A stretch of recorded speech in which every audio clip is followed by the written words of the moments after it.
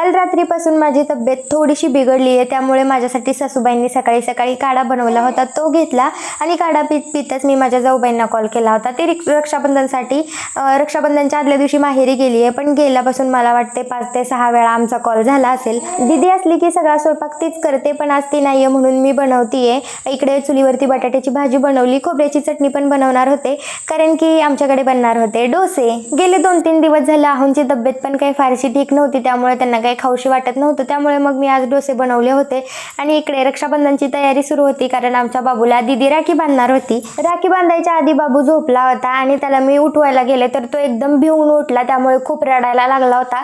पण आम्ही राखी बांधायची म्हणून पाटावर बसलो, त्यानंतर तो शांत झाला.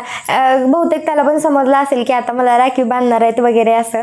छान बाळाचं औक्षण वगैरे केलं, राखी बांधली आणि ही बाबूची पहिली राखी होती. आणि बाळाच्या नावचा पेढा तरी मीच खाल्ला बरं का आज. थोड्या वेळानंतर माझा भाऊ आलेला, मग म्हटलं पटकन ड्रेस घालावा, कारण साडी घालायला खूप टाइम लागणार होता. त्याला राखी वगैरे बांधली, छान औक्षण केलं. आणि आज वर्षातला तो एकच दिवस आहे ज्या दिवशी भाऊ बहिणीच्या पाया पडतो, नाहीतर इतर वेळेस म्हणजे बहिणीला पाया पडायला लावणारे भाव असतात. मला छान रेग्युलरला साडी वेअर करता येईल अशी ग्रीन कलरची त्यांनी साडी आणली होती माझ्यासाठी. आणि असं झालं आमचं रक्षाबंधन सेलिब्रेट. तुमचं कसं झालं? आज सगळ्या बहिणी आपल्या भावाला राखी बांधायला निघालेल्या, त्यामुळे गावामध्ये थोडीफार गर्दी होती. मी गेले होते हॉस्पिटलला, कारण कमी आहे तोपर्यंत जाऊन यावं म्हटलं, कारण की माझ्यामुळे परत बाळाला पण इन्फेक्शन व्हायचं आणि तो पण आजारी पडायचा, त्यामुळे म्हटलं आपणच जाऊन यावं. चलो बाय बाय.